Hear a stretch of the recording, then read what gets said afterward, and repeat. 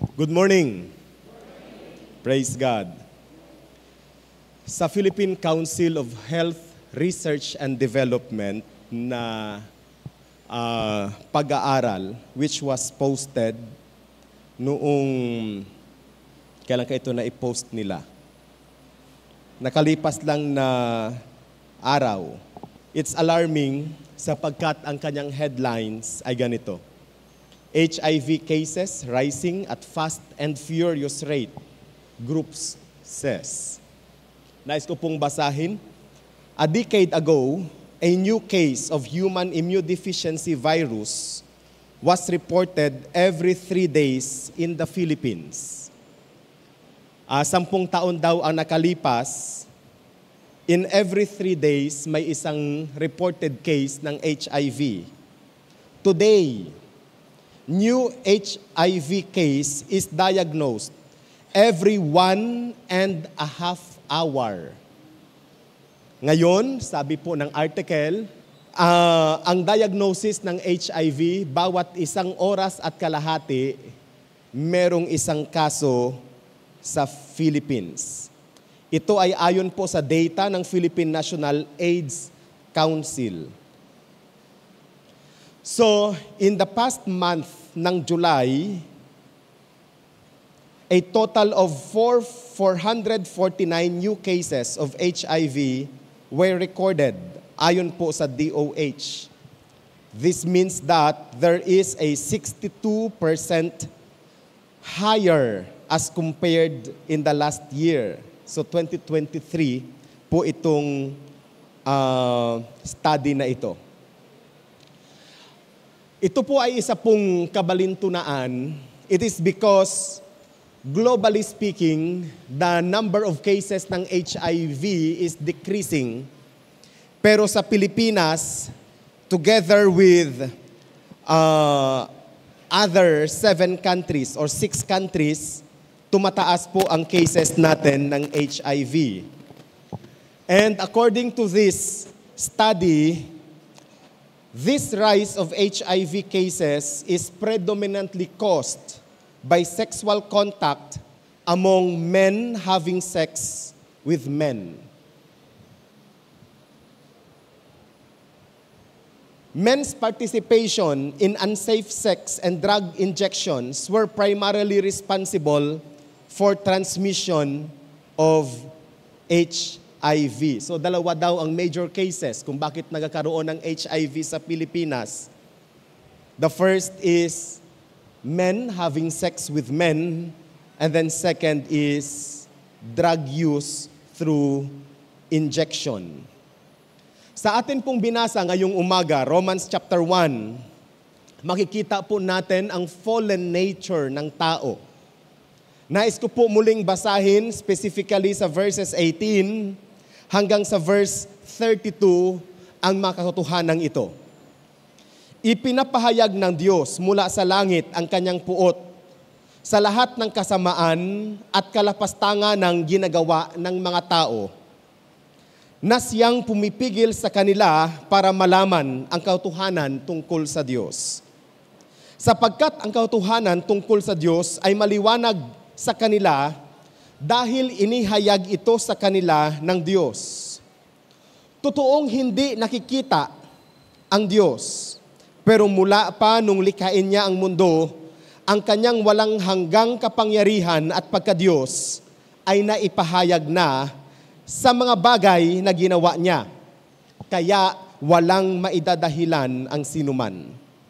At kahit alam niyang may Diyos, hindi nila siya pinarangalan o pinasasalamatan man. Sa halip, ibinaling nila ang kanilang pag-iisip sa mga bagay na walang kabuluhan. Kaya napuno ng kadiliman ang mga hangal nilang pag-iisip. Nagmamarunong sila, pero lumilitaw na sila'y mga mangmang. Sapagkat ipinagpapalit nila ang dakila at walang kamatayang Diyos sa mga Diyos-Diyosang anyong tao na may kamatayan, mga ibon, mga hayop na may mga 4 na paa, at mga hayop na nagsisigapang. Kaya't hinahayaan na lamang sila ng Diyos sa maruruming hangarin ng kanilang puso hanggang sa gumawa sila ng kahalayan at kahiya-hiyang mga bagay sa isa't isa. Ipinagpalit nila ang katotohanan tungkol sa Diyos sa kasinungalingan. Sinamba nila at pinaglingkuran ang manilikha sa halip na ang manlilikha na dapat papurihan magpakailanman. Amen. Dahil ayaw nilang kilalanin ang Diyos, hinayaan na lamang sila ng Diyos na gawin ang kanilang malalaswang pagnanasa. Ipinagpalit ng mga babae ang natural na pakipagrelasyon nila sa lalaki sa pakipagrelasyon nila sa kapwa babae. Gayon din ang mga lalaki. Tinalikuran nila ang natural na pakipagrelasyon sa babae at sa halip ay ipinagnanasaan ang kapwa lalaki. Kahiya-hiya ang ginagawa nila sa isa't isa. Dahil dito, pinarusahan sila ng Diyos ng nararapat sa kanila. At dahil sa ayaw talaga nilang kilalanin ang Diyos, hinayaan niya sila sa kanilang kaisipang hindi makapili ng tama. Kaya ginagawa nila ang mga bagay na hindi nararapat. Naging alipin sila ng lahat ng uri ng kasamaan, kalikuan, kasakiman, at masasamang hangarin. Sila'y mainggitin, mamamatay tao, mapanggulo, mandaraya, at laging nag-iisip ng masama sa kanilang kapwa. Sila'y mga tsismoso't tsismosa at mapanirang puri. Napupuot sila sa Diyos, mga walang galang at mapagmataas. Naghahanap sila ng mga gawang masama at suwail sa mga magulang nila. Sila'y mga hangal, mga traidor at walang awa. Alam nila ang utos ng Diyos na dapat parusahan ng kamatayan ang mga taong gumagawa ng mga kasalanang ito. Pero patuloy pa rin silang gumagawa nito. At sa halip, natutuwa pa sila sa gumagawa nito na iba. Purihin po ang Panginoon sa kanyang salita. Ngayong araw at buong buwan ng Hunyo, pag-uusapan po natin ang monthly theme patungkol sa salvation. So yung 22 statements of faith ng Foursquare ay hinati po natin sa apat na grupo. So ngayon po pag-uusapan natin ang salvation. Ano nga ba ang kaligtasan? Ano nga ba ang kaloob ng Diyos na kaligtasan? Ang inawit po ng atin pong mga awit ngayong umaga, ano ang title ng awit nila? Love lifted me. Ang pag-ibig ang siyang humango sa akin. Pwede ang pakisabi sa iyong katabi, ang pag-ibig ng Diyos ang humango sa iyo. Saan tayo hinango ng pag-ibig ng Diyos? Sa ating mga kasalanan. Sa parusa sa ating mga kasalanan. At maging sa konsekwensya ng ating mga kasalanan. Walang ibang nais ang ating Panginoon kundi hanguin po tayo sa karumihan. At dalhin tayo sa isang buhay na karapat-dapat at kalugod-lugod sa Kanya.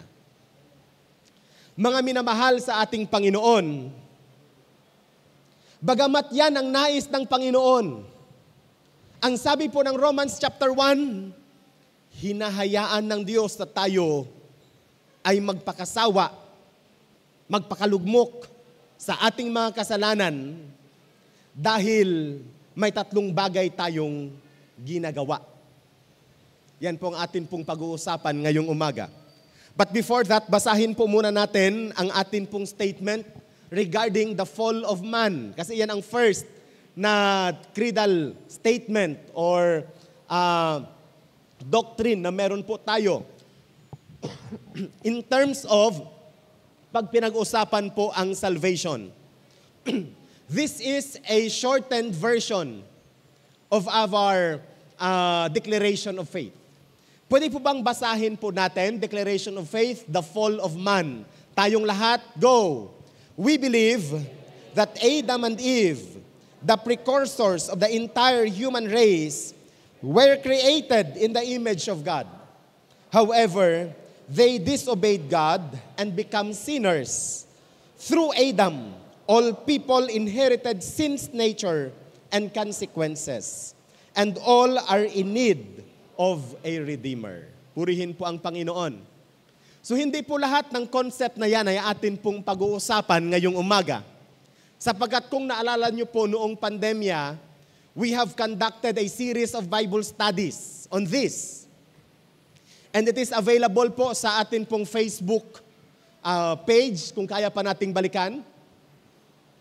Available din po ito sa ating YouTube channel sa Ujongan Foursquare Gospel Church.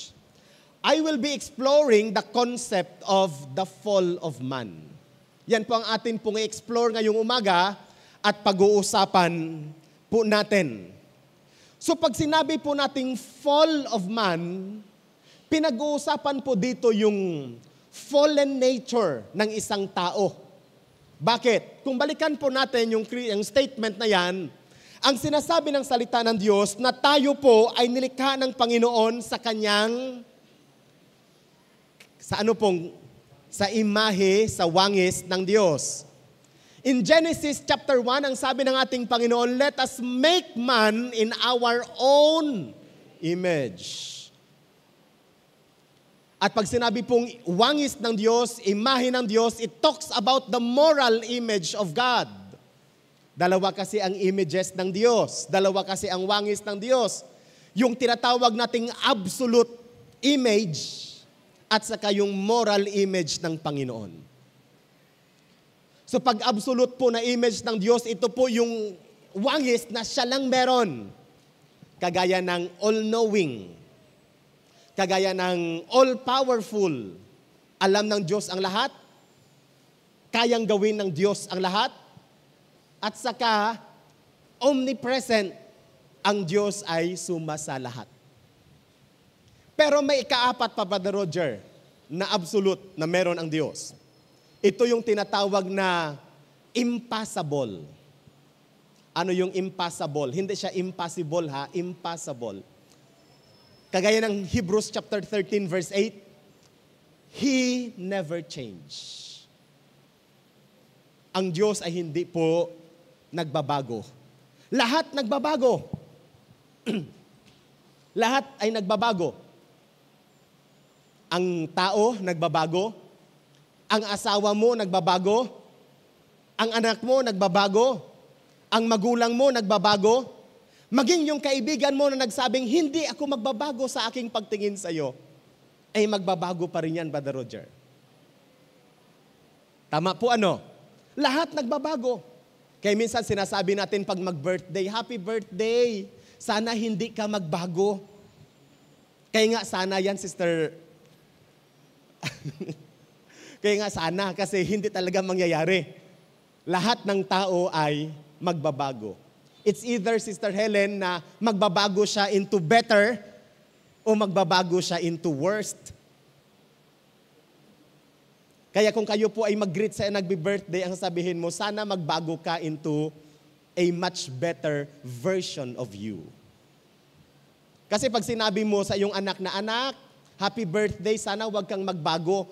30 years old na siya, magpapasubo pa rin yan sa iyo. Kasi ang sabi mo, wag kang magbago. 30 years old pa rin na siya, ikaw pa rin ang maglalaban ng kanyang underwear. Gusto nyo ba yon? Kaya ang sasabihin nyo dapat sa inyong anak ay, anak, sana magbago ka into a better you. Amen! Hallelujah. Kasi change is inevitable. Sabi ni Duterte, change is coming. So, ang dami ng changes na nangyari. So, man was created in the image of God. However, in Genesis chapter 3, makikita po natin na ang tao po choose not to obey God, but to disobey God. Dalawa lang ang utos ng Diyos na ibinigay niya sa tao nung nilikha niya ito. Ano yung utos na yon? Una, humayo ka at magpakarami. At ang ikalawang utos, huwag mong kainin Yung bunga ng puno na nagsasabi ng tama at mali. Pero mas pinili ng tao na wag sundin ang Diyos. Anong ginawa ng tao?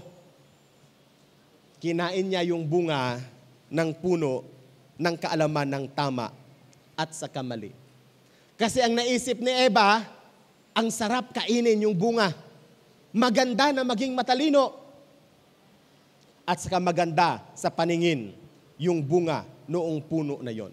Temptation is always pleasing. Ang temptation po ay parating nakakatuwa, nakaka-excite, nakaka-enjoy sa simula. But if you experience the consequence of those temptations, then you will realize you have fallen and you will reap the consequence. So, ang image po ng Diyos sa tao ay nasira. So, ano po ang nangyari? We inherited sinful nature. Ang atin pong namana kay Adan at kay Eva ay ang kalikasan na magkasala. Wala tayong namanang kasalanan, pero ang namana po natin ay yung kalikasan na magkasala. Kaya nga po ang tao kahit hindi mo turuan na magkasala, natural sa kanya at nagagawa niya ang pagkakasala. Kaya nasabi ng Apostol Pablo, yung mga bagay na sa tingin niya ay hindi dapat gawin, yun pa ang kanyang ginagawa. Samantala yung mga bagay na sa tingin niya ang dapat gawin, yun pa ang mga bagay na hindi niya ginagawa. So Paul is talking about two types of sins, dalawang klase ng kasalanan. Ito yung sin of omission at saka yung sin of commission. Pag sinabi po nating sin of omission, ito yung mga kasalanan na dapat, ito yung mga bagay na dapat mong ginagawa, pero hindi mo ginagawa. Sin of omission. Magandang gawin, dapat gawin, nararapat gawin, pero hindi natin ginagawa. Ang tawag dyan, sin of omission. Inuumit mo, tinatanggal mo. Samantalang yung sin of commission naman, alam mong masama, ginagawa mo pa rin. You commit it, ginawa mo. Alam mong mali, pero ginagawa. Alam mong hindi dapat, pero ginagawa.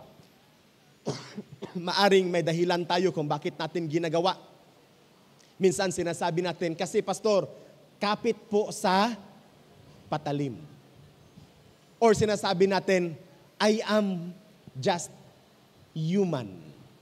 Or sinasabi natin, Brother Roger, may kahinaan din naman ako.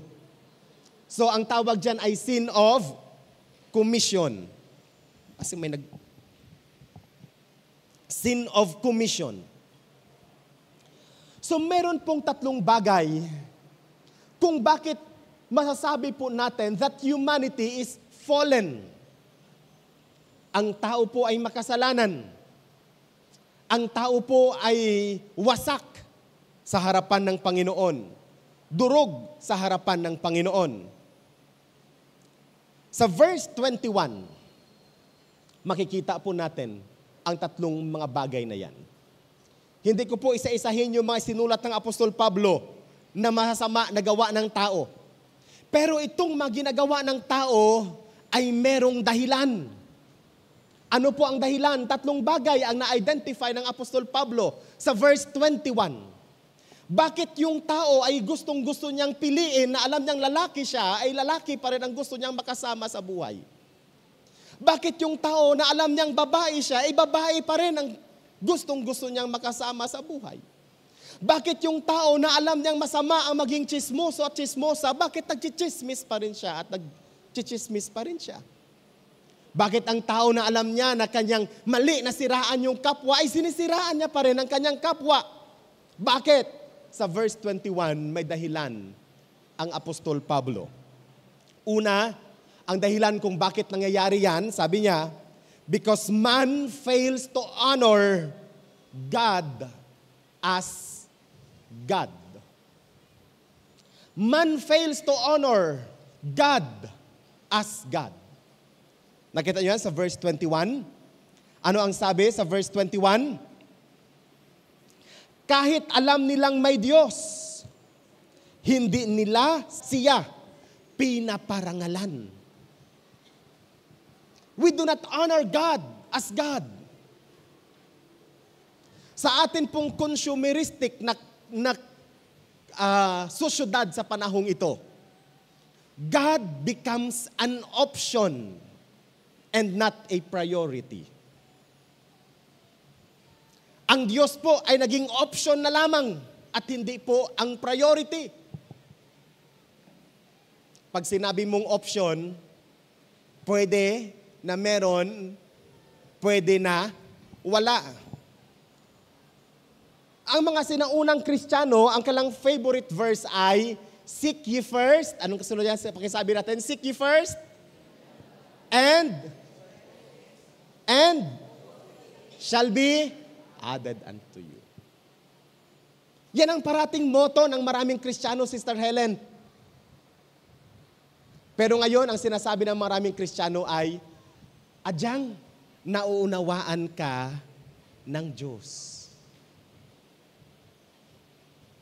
Tama ba, Roger, no? Yan ang naisip ng marami. Adyang nauunawaan ka ng Diyos. Pero ang Biblia nagtuturo sa atin na atin pong unahin ang kaharian ng Diyos. Amen. Pwede yung pakisabi sa iyong katabi, unahin mo ang kaharian ng Diyos.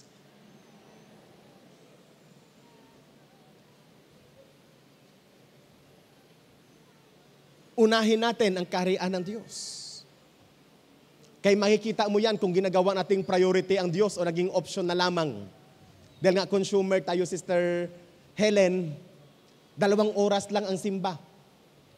Pag dumating na ang 2 oras, tapos man ang service o hindi, uwi ka na. Is God our priority? Pagising natin sa umaga, is God our priority? Pagising ba natin sa umaga, ang una nating binubuksan ay salita ng Diyos? O ang ating unang binubuksan ay ang coffee maker at saka ref?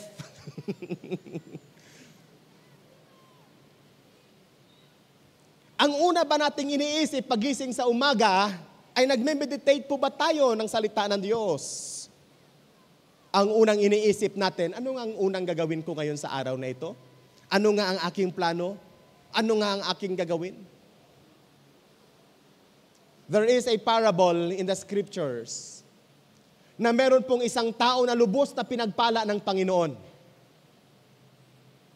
So noong nakita niya na napakarami siyang aanihin noong season na yon, anong kanyang inisip, Brother Roger? Ipapagiba ko yung aking mga granary, ang aking imbakan ng aking mga naani, at magpapatayo ako ng mas malalaki at mas marami pang mga imbakan ng pagkain. Nang sa gayon, I will eat my fill at hindi ako magugutom sa tanang buhay ko. Pero anong sabi ng Panginoon? Hangal. Sa gabing ito, I will require you of your life. Tonight, I will require you your life. Make it a priority for us, my brothers and sisters, to really meditate and reflect on the Word of God. We do not recognize God for who He is. Marami pa nga tayong mas kinakatakutan kaysa sa Diyos.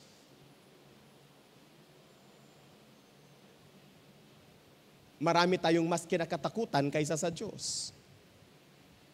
Minsan parang nakakapag-isip tayo, bakit sa trabaho ayaw natin malilate? Pero pag sa gawain ng Panginoon, we are always late. Napag-isip lang naman. I'm not passing judgment to anybody, but it's just for us to reflect, my brothers and sisters. Bakit pag sa kasal, sa mga major events, pag dadalo ka sa mga birthday, dadalo ka sa mga kasal, dadalo ka sa mga special functions, nagsispend tayo ng oras-oras sa salon at nagpapaganda para lamang dumalo sa mga ganong klaseng mga events. Pero pag tayo po'y dumalo sa mga gawain ng Panginoon at ang audience natin ay ang Panginoon ng mga Panginoon at ang Hari ng mga Hari, okay lang kahit anong isuot natin. Kasi ang sabi natin, hindi naman nakatingin ang Diyos sa kasuotan. Nakatingin naman sa puso. Pero kung ang puso natin ay tama, ang puso natin ay maayos, normal din naman na nagiging tama at nagiging maayos din naman ang ating mga kasuotan. Amen! Tinanggal na po sa Foursquare policy ang requirement na pag mag-preach ang pastor sa pulpito ay dapat naka-long sleeves at naka-necktie, kung hindi ay naka-long sleeve barong.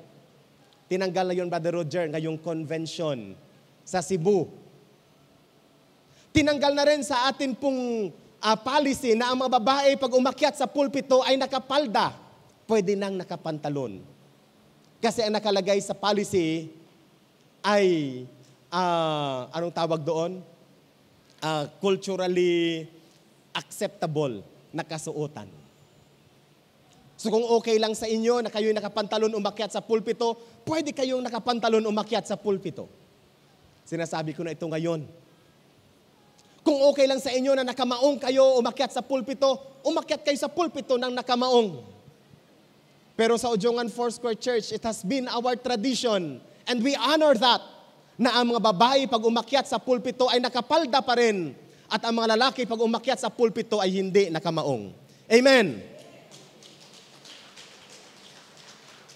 Kasi may mga lugar naman talaga na ganun na ang kalang culture. Pero para sa atin, nakasanayan po natin, nakagawian po natin, at nakita po natin na walang mali doon. Actually, sa Old Testament, nire-require ng Diyos ang pari na may uniform. Kasi ang purpose pala kung bakit may uniform ang mga pari sa Old Testament is for glory and for beauty. And if you are ministering and you are representing God, you should always wear a clothing that reflects the glory and the beauty of God. Amen. Praise God. Kung ikaw po ay naglilingkod, ano man ang iyong paglilingkod, yan man ay tumatayo sa pulpito, yan man ay tumutugtog sa mga instrumento, yan man ay umaawit, yan man ay sumasayaw, it must always reflect the glory and beauty of God. Hallelujah. Praise the Lord. We must honor God for who He is. Dapat po natin na igalang, dapat po natin na parangalan, dapat po natin na luwalhatiin ang Diyos kung sino siya at kung ano siya. Alam nyo, the failure to honor God as God is the core of human's pride. Yung failure po natin na parangalan ng Diyos kung sino at kung ano siya, yan po yung kaibuturan ng pride ng isang tao. We don't want to bend ourselves before God. That's why nire-require sa Old Testament or practice po sa Old Testament na sila po'y lumuluhod pag sila po'y sumasamba sa Diyos. Because it signifies that they are bending to God. Sila po ang mag-a-adjust at hindi ang Diyos. Pero sa panahon ngayon, ang gusto natin, ang Diyos ang mag-adjust. Ang Diyos ang dapat sumunod sa ating kagustuhan. Kaya nga ang turo ng ating Panginoon, let your will be done on earth as it is in heaven. Kaya meron din mga nagtuturo ngayon na puro I decree and I declare. Pag sila'y manalangin, Brother Roger, I decree, I declare. Parang ang Diyos na lang ang kalang inuutusan at hindi sila ang servant ng Diyos. Lahat na lang dinideclare. Lahat na lang dinidecree. Kahit obviously na hindi naman talaga kalooban ng Diyos yun, dinideclare pa rin nila. Dinidecree pa rin nila. And then ang sabi ng Romans chapter 1, hinahayaan sila ng Diyos sa kahibangan na yan. Hinahayaan sila ng Diyos sa kahibangan na yan. Pero maraming Christians ang apektado ng ganoong klaseng mga katuruan at ganoong klaseng mga practices. The worst sin in the universe is the failure to give God honor and glory. That's the worst sin. Yan kasi ang ina ng lahat ng kasalanan. Failure to give God honor and glory. Kung hindi mo pinaparangalan ng Diyos, kung hindi mo niluluwalhati ng Diyos, then you begin to think that you are in control of everything. Iniisip mo, ikaw na lang ang may control sa lahat. Pasugtanan na lang. So long na hindi ako nakakasakit ng kapwa, gagawin ko siya. Pero kahit hindi ka nakakasakit ng iyong kapwa, maaring hindi yan pumapasok sa pamantayan ng Diyos. To glorify God is to exalt God as supremely worthy of honor and to acknowledge His character and His attributes. Alam po natin na tayong lahat nilikha ng Diyos para magbigay sa Kanya ng kaluwalhatian. If you have your Bibles, please open with me Leviticus chapter 10, verse 3.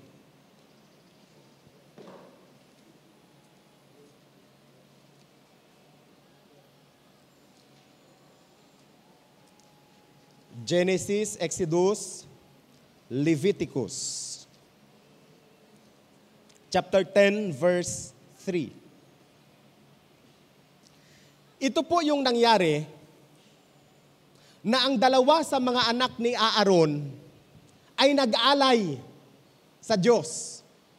Pero ang ginamit nilang apoy ay hindi sanctioned ng Diyos. Gusto sabihin, ginawa nila ang pag-aalay sa paraan na hindi pinapahintulutan o hindi inaalaw ng Diyos.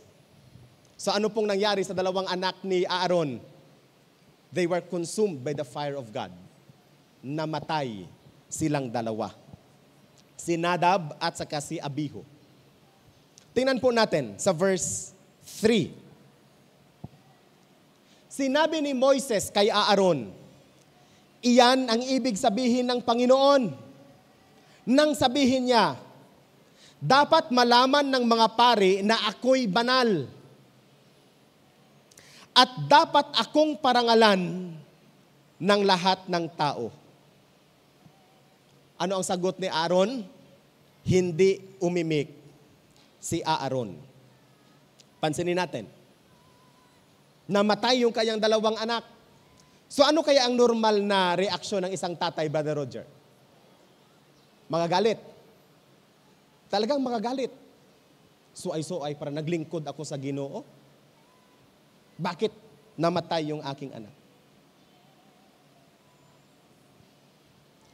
Nagre-rebelde. Maaring yun ang damdamin ng isang tatay. Kaya sabi ni Moses, yan ang gustong sabihin ng Panginoon. Dapat malaman ng mga pari na ako'y banal. Na ang paglilingkod sa Diyos ay hindi basta-basta. Na ang paglilingkod sa Panginoon ay hindi pabara-bara. We should ascribe God holiness in our service to Him. Pwede bang sabihin natin, we should ascribe God holiness in our service to Him. Kaya nga hindi tama yung nagpipresent sa Panginoon ng walang practice. Banal ang Diyos.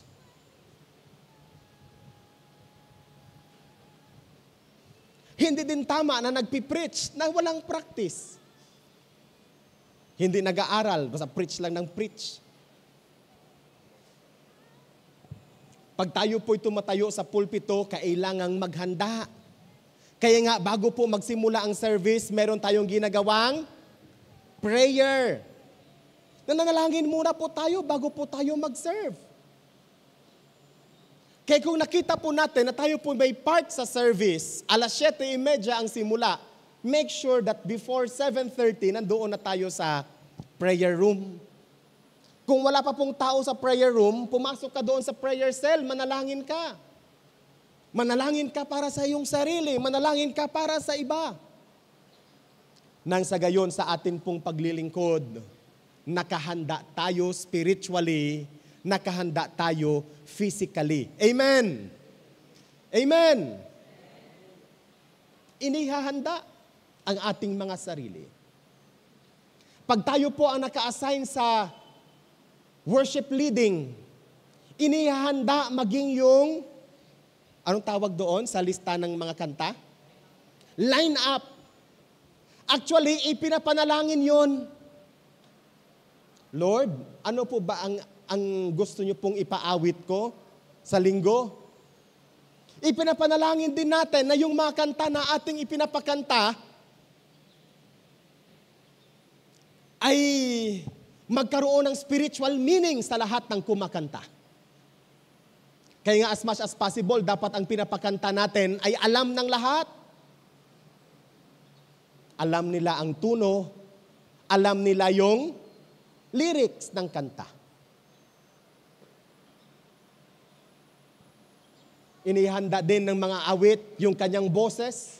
Inihanda din ng mga awit ang kanyang katawan sa kanyang pagpapaawit.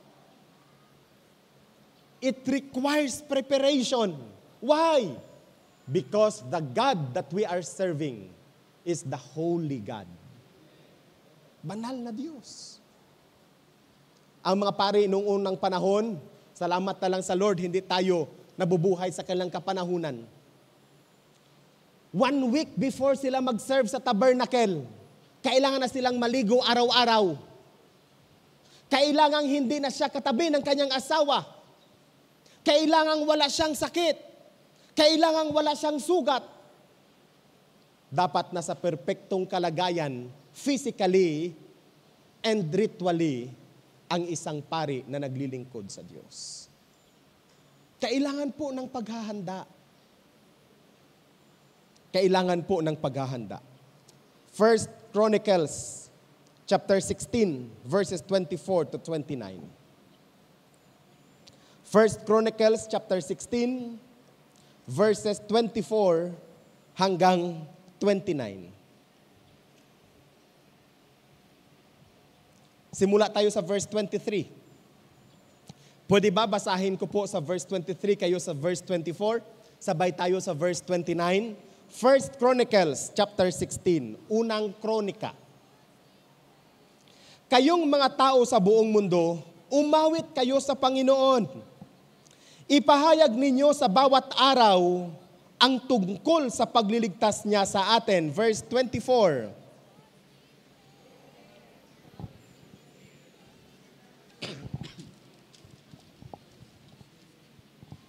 Verse 25, dahil dakila ang Panginoon at karapat-dapat papurihan. Dapat siyang katakutan ng higit kaysa sa lahat ng mga Diyos. Verse 26.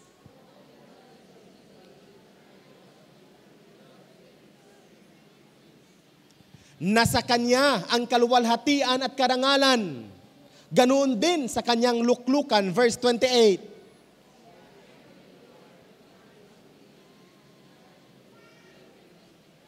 Sabay tayo, verse 29. Ibigay ninyo sa Panginoon ang mga papuring nararapat sa Kanya. Magdala kayo ng mga handog at pumunta sa templo.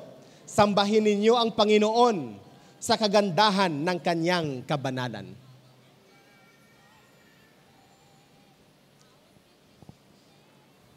Honor God for who He is. Marami tayong dahilan upang ating parangalan ang Diyos. Ikalawa, kung bakit nagagawa ng tao yung karumal-dumal at ang karumihan na sinabi sa Romans chapter 1, ay dahil, balikan po natin sa verse 21, man refused to give him thanks for his great provision. Ang sabi sa verse 21, at kahit alam nilang may Diyos, hindi nila siya pinarangalan o pinasasalamatan man lamang. We fail. Not only we fail, but we refuse to give Him thanks for His gracious provision. Ayaw nating ibigay sa Diyos ang nararapat na pasasalamat sa Kanya. Minsan nahalata yan pag tayo mag-testimony. Mga kapatid, kung hindi lang dahil sa katapatan ko sa Panginoon, hindi dininig ng Diyos ang aking dalangin. Isinabit pa ang kanyang sarili sa pagluwalhati. Nasalip na ang Diyos lang ang dapat luwalhatiin ay ang kanyang sarili. Kung hindi lang dahil sa aking katapatan, sa aking pagbibigay ng ikapo, ganito, ganyan. Na isasabit palagi ang kanyang sarili. Na dapat ang Diyos lang ang dapat parangalan. Ang Diyos lang ang dapat papurihan. Kaya minsan din, kahit po sa ating mga prayers, dyan din natin makikita kung ang Diyos lang ba talaga ang ating pinapasalamatan. Kasi minsan, ayaw nating mag-pray sa may sakit, kailangan si pastor talaga ang mag-pray para sa may sakit. Mas pinapakinggan ba ng Diyos ang panalangin ng pastor kaysa sa iyong panalangin? Na ang sinasabi ng salita ng Diyos, the prayer of the righteous availeth much. Hindi sinabi doon that the prayer of the pastor availeth much. It is the prayer of the righteous.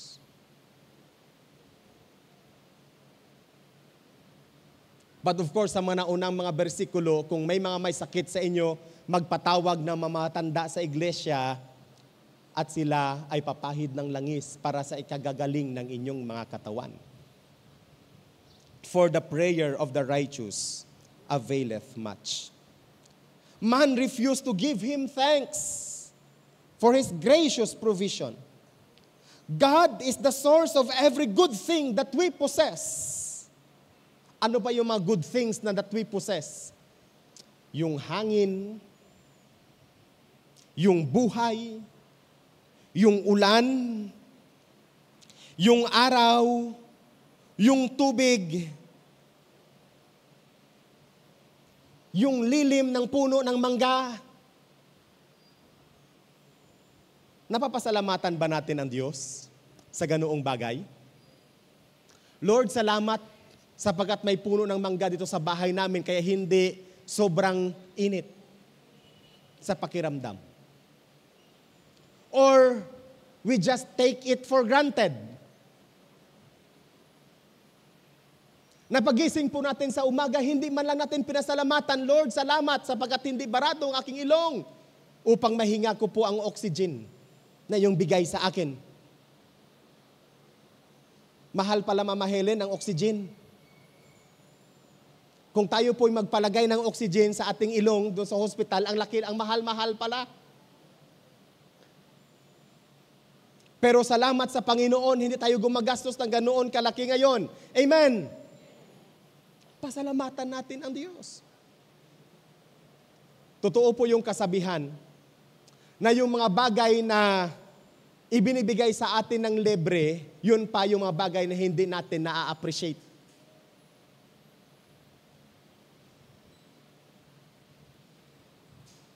Tama po ano? Kami sa Bible School noon, wala kaming pagkain parati. Lahat ng mga pastor na nag-aaral sa Bible School, alam nila yon. Kaya pumipila kami, kinakausap. Ako personally, kinakausap ko yung tagaluto doon sa Bible School, Sister Helen. Pag may tutong, ibigay mo sa akin. Kasi walang bigas, walang pagkain. So salamat na lang kay Sister May na weekly ay nagsasabi na, Brad, dumaan ka doon sa tindahan. Sister May Ferrer, dumaan ka doon sa tindahan. So every week naman, dumadaan ako sa kanyang tindahan. Naka-prepare na yon. May bigas, may sabon, may toothpaste, may shampoo, at kung ano-ano pa. Naka-prepare na yon every week. Minsan may sobre pa para pang allowance. So nakakatuwa ang ganun, ano.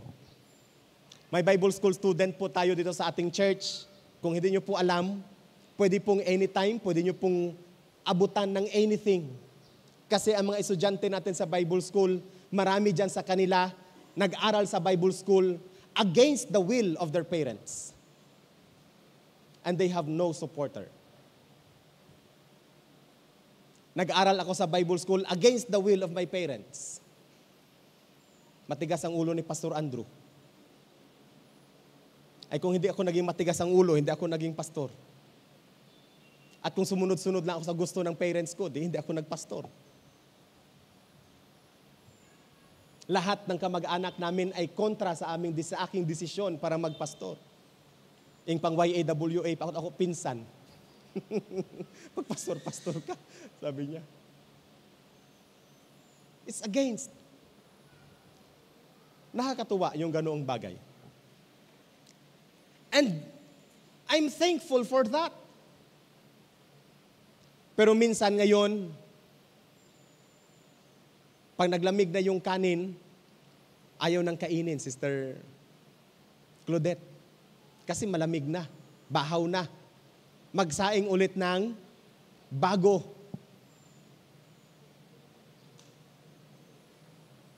Magsaing ulit ng bago. Pag ikaw pala'y nakaranas ng kawalan, naging precious para sa iyo, yung ordinary para sa iba.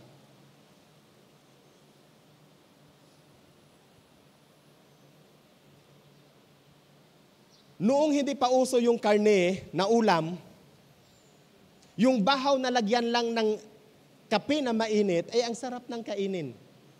Maglakad ako galing sa bayan ng Santa Fe, galing sa school, pauwi sa bahay, ang unang hinahanap ay bahaw at magtimpla ng kape. At minsan dahil wala ng laman yung lagayan ng kape, lalagyan ng mainit na tubig yung lagayan at saka ganunin. Tapos ilagay doon sa baso at lagyan ng asukal, okay na. Kasi masarap na siyang ulam sa bahaw. Di ba? Pag nakaka-experience ka ng kawalan, doon mo ma-appreciate yung meron ka.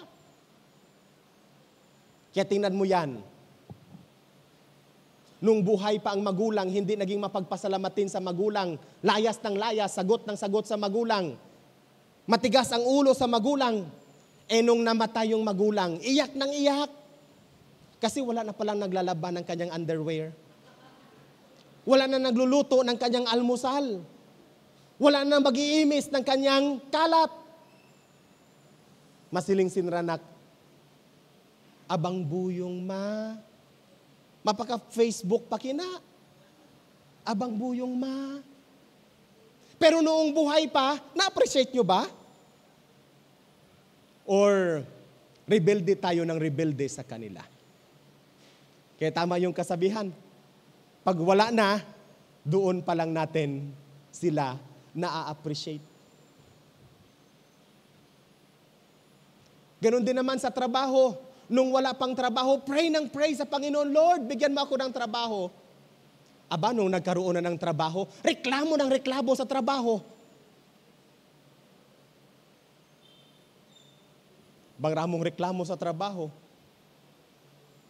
Nanalangin sa Panginoon na magkatrabaho. Tapos nung binigyan ng Panginoon ng trabaho, reklamo naman ang reklamo.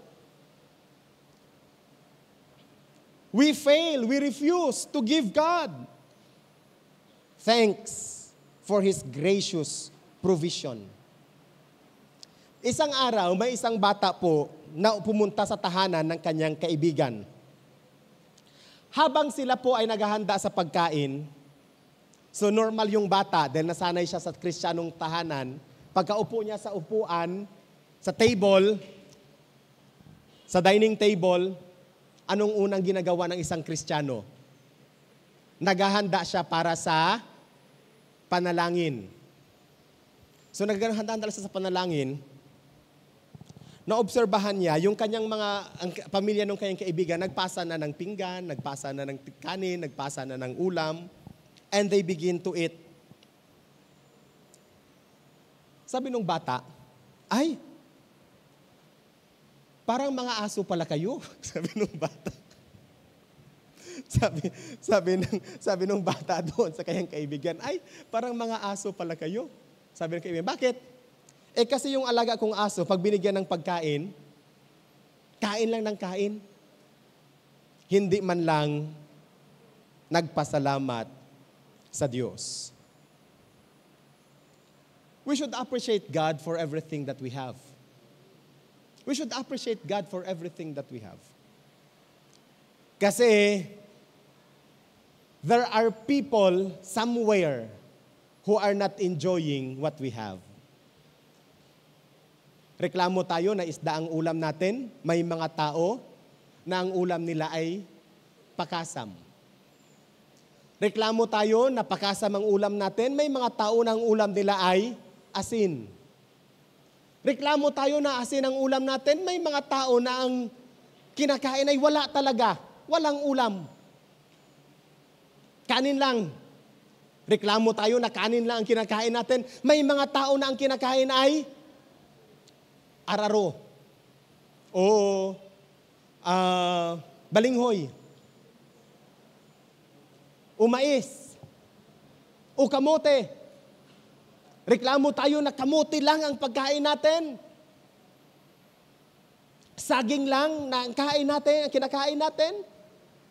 May mga tao na natutulog na wala talagang kinain.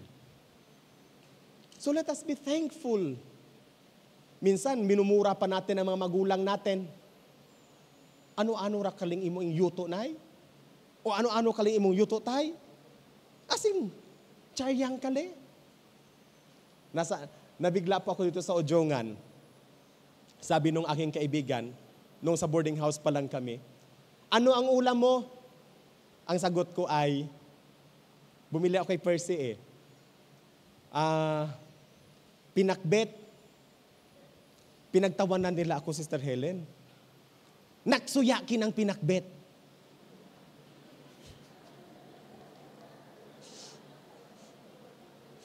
That's kaya doon sa amin, sa Santa Fe, basta hindi kain at ipinapartner sa kanin, ang tawag doon ay ulam. Asin, ulam. Toyo, ulam. Mantika, ulam. Dito pala sa Ujungan, hindi pala ulam ang pinakbit. Ano ang tawag dito? Ay gulay. Kaya pinagtawanan ako. At pag walang isda man lang o karne, kulang yung pagkain kasi walang ulam. So dapat at least may pinangat, o dapat at least mayroong isda, o dapat may karne para complete ang meal. So we must be thankful sa Diyos, sa Kanyang favor. Amen. Amen. A word of thanks is always appropriate for those of us who know that our daily bread comes not because of our work, but our bread comes from God Himself. Diba sa Lord's Prayer, give us this day our daily bread. Ang Diyos ang nagbibigay ng ating pagkain. At hindi dahil magaling tayong magpambugas-bugas, at hindi dahil magaling tayo sa ating trabaho. Ikatlo, bakit nagagawa ng tao na gawin ang mga kasalanan? Hindi lamang that they fail to recognize who God is and to give honor for God for who He is. They refuse to give Him thanks, but also men have become futile in their speculations. Tingnan po natin sa verse 21. Sa halip, ibinabaling nila ang kanilang pag-iisip sa mga bagay na walang kabuluhan. Ano ang kaisipan ng tao? Walang kabuluhan. Ang Biblia, pag sinabi po yung fool, it does not mean mentally retarded o may problema sa pag-iisip o walang pinag-aralan. Hindi po yan ang gustong sabihin ng fool sa Biblia. Pag binanggit po sa Biblia ang fool, it refers to those persons who do not recognize the wisdom of God. Yan ang gustong sabihin ng fool. So hindi mentally retarded. Pwedeng ikaw ang pinakamatalino sa lahat ng tao, but you fail to recognize the wisdom of God. You are a fool before the Lord. The word futile indicates a loss of touch with reality. Ang kaisipan pala na walang kabuluhan, nangahulugan po pala that we are lost of touch with reality. Gusto sabihin, wala sa realidad ang ating kaisipan. Ano ba ang basis ng reality? Yung truth. It means that a futile thinking is disconnected with God. Ang isa pong walang kabuluhan na kaisipan ay disconnected sa Diyos. So kahit gaano kaganda ang ating kaisipan and it is against the will of God, that thought is futile. Walang kabuluhan. Nalala nyo ang Damascus experience ni Pablo? Ano ang sabi ng Panginoon sa kanya? It's foolishness to kick the thorns. Futile ang kaisipan na iyong kalabanin ng Diyos. Marami pong mga tao who tried to go against God at sila po ay napahiya. Now, reality is grounded on God's truth. Ang realidad po is grounded on God's truth. Sabi ng realidad yan, Pastor, yung nangyayari sa ating paligid. Yes, those are realities. But those realities are against the truths of God.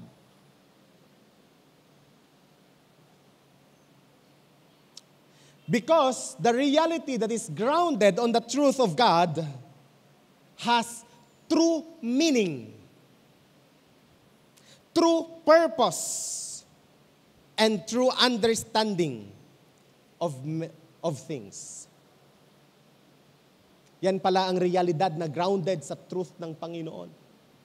Kaya nga po ang tao, kahit napakarami na po ang kanya pong na-achieve sa buhay, they are still longing for something. They are still longing for something. Na meron pong isang theologian na nagsasabi that man has a God-sized vacuum in his life that only God can fill it. Ang tao daw ay meron pong kasing laki sa Diyos na kawalan sa kanyang buhay. Minsan ang ginagawa po natin sa vacuum na yan, nilalagyan natin ng achievements, nilalagyan natin ng intellect, nilalagyan natin ng relationships, but everything will not fill that vacuum unless otherwise bigyan natin ng pwesto ang Diyos sa vacuum na yan. Only God can fill that vacuum. Ang true meaning ng buhay po natin, ang tunay na kahulugan po ng buhay natin, Diyos ang makapagbibigay. Marami tayong hahanapin. Kaya marami pong tao maghanap ng karelasyon dito, karelasyon doon, kasi isip nila yung kawalan sa kanyang puso, yung mga karelasyon na yon ang magbibigay sa kanya ng kapunuan. Pero dumadating po ang punto na naramdaman niya, kulang pala, hindi pala ako masaya dito, hindi pala ito tama, merong kawalan. May mga tao na kanya pong ginagawang busy ang kanyang sarili. Marami siyang pinagkakabalahan sapagkat isip niya, pagagawin niya po yung kanyang pinagkakabalahan na yon, mapupunuan yung kakulangan sa kanyang puso. But the truth is, habang siya nakahiga sa kanyang higaan, pagod na pagod, lupaypay ang kanyang katawan, na iisip niya, kulang pala, hindi pala kaya. Why? Sapagkat ang Diyos at ang Diyos lamang ang makakapuno. Ang iba naman, isip nila, relihiyon ang pwedeng pumuno noong kakulangan na yon. Kaya simba ng simba dito, simba ng simba doon. Pero kulang pa rin. Meron pa rin siyang hinahanap. Meron pa rin siyang kawalan. Why? Because religion cannot fill the God-sized vacuum in your life. Only God can fill it. So paano po mapupuno ang kawalan na yan sa iyong puso? Hanapin mo ang Diyos. Buksan mo ang iyong puso. Ang sabi sa Book of Revelation, nariyan ang Panginoon kumakatok sa iyong puso. Naghihintay na iyong pagbubuksan. At pag binuksan mo ang iyong puso, ang sabi ng ating Panginoon sa Book of Revelation, He will enter and He will dine with you. Minsan isip natin, religion and religiosity can fill the God-sized vacuum, but it's not. It is your relationship with God. Ayusin ang relasyon natin sa Diyos.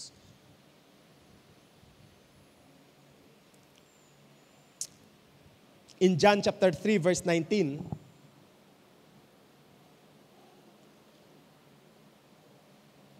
ito po ang sinabi ng Panginoon. Hinatulan sila dahil sa dumating ang anak ng Diyos bilang ilaw dito sa mundo.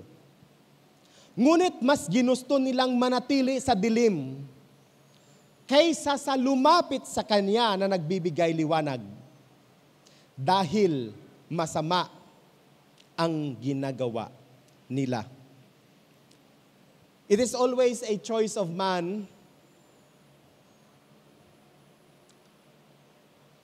na lumayo sa Diyos. So ano pong ginagawa ng tao? Nag-iimbento ang tao ng kapalit ng Diyos. Si Jesus binigyan ng mukha, mukhang negro.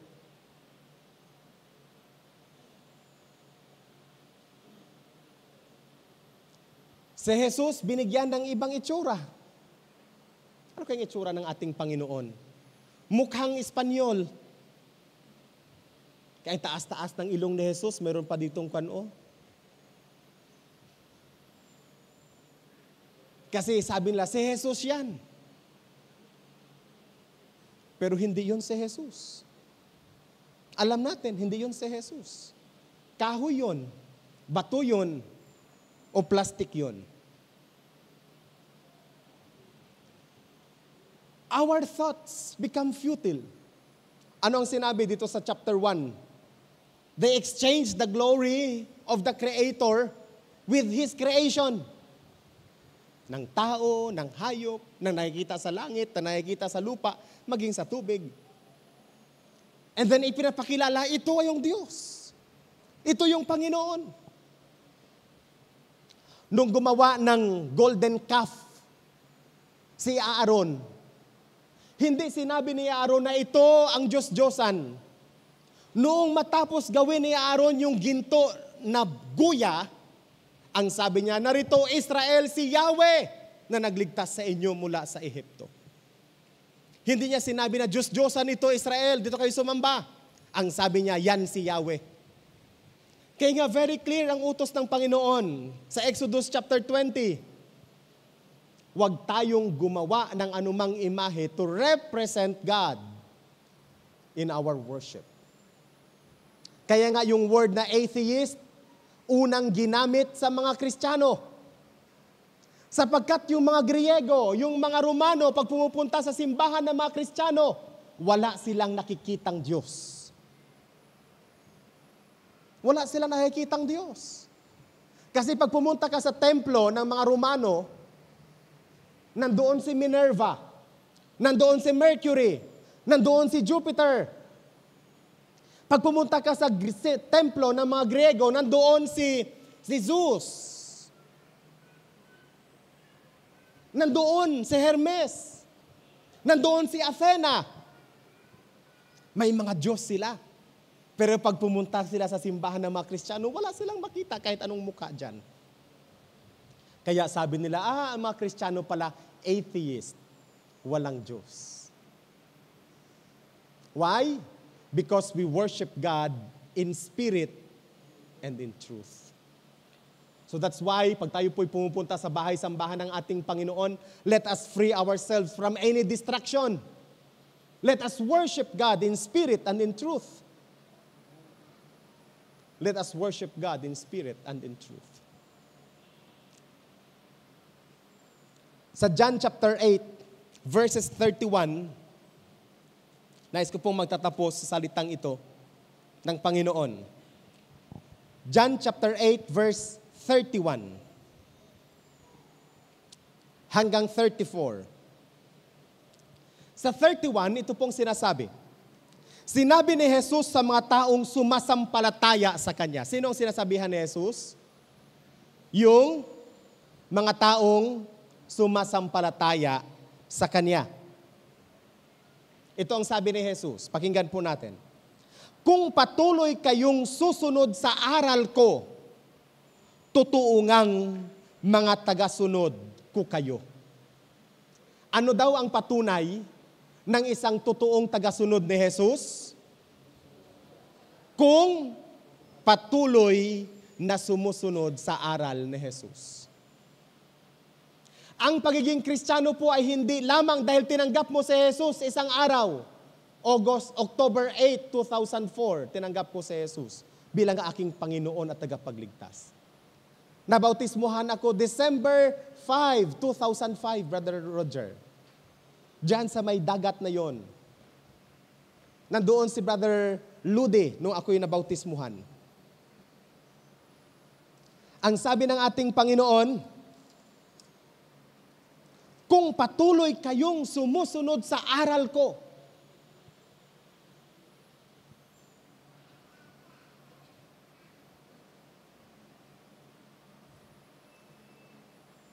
totoo ngang tagasunod ko kayo. So ano pong mangyayari sa mga tagasunod ng ating Panginoong Jesus? Na patuloy sa sumusunod sa kanyang aral, verse 32, malalaman ninyo ang katotohanan at ang katotohanan ang magpapalaya sa inyo. Alam nyo, ang katotohanan ay malalaman lamang ng isang tao kung patuloy kang sumusunod sa kalooban ng Diyos. Kaya anything that is against the will of God is not the truth. Anumang bagay na labag sa kalooban ng Diyos ay hindi katotohanan. Yan ay kasinungalingan. Yan ay walang kabuluhan. Yan ay futile, ang sabi ng Romans chapter 1, verse 21. Verse 33, sumagot kay Jesus itong kanyang mga tagasunod. Sabi nila, nagmula kami sa lahi ni Abraham, at kailan may hindi kami naging alipin ng kahit sino. Bakit sinasabi mong palalayain kami? Anong sagot ni Jesus? Sinabi ko sa inyo ang totoo, ang sinumang nagkakasala ay alipin ng kasalanan. Saan tayo palalayain ng Panginoon? Sa kasalanan. Sa kasalanan. Doon tayo palalayain ng Panginoon. Minsan itong verse na ito, and the truth shall set you free, ginagamit nila yan sa mga chismisan. Ay wala yon, out of context. Palalayain ka ng Panginoon mula sa kasalanan. Kung patuloy kang sumunod sa kanyang mga turo.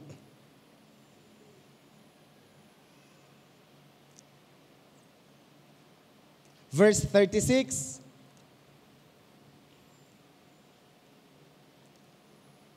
kaya kung ang anak ay magpapalaya sa inyo, talagang malaya na kayo. Pwede bang sabihin mo sa iyong katabi, kapatid, malaya ka na? Now, paano po natin na maranasan ang tunay na kalayaan sa ating Panginoon? Ang sabi ng salita ng Diyos, magpatuloy sa kanyang mga turo.